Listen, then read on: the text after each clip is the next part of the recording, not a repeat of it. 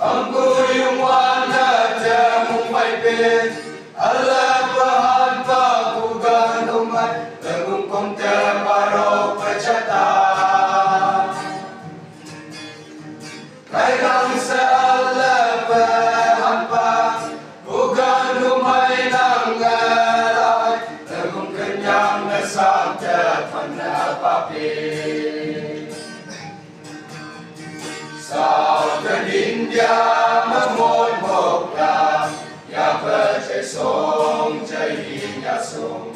nhà đi nam té mong mây về đồ như kia mẹ câu đã tay về lui kề và la nào không đi sa thu na ba bên nhà nằm to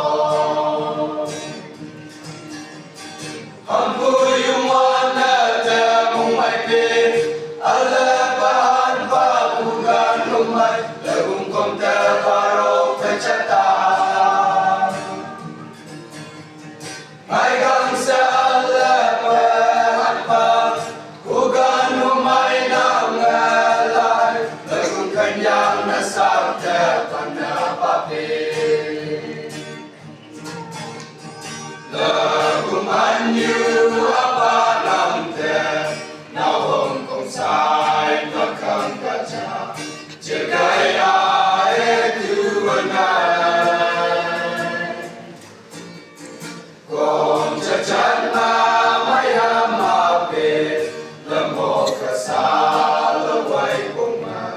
Hào băng ngang mùi đã tay ya rốc bê Aku yung wana jamong may pin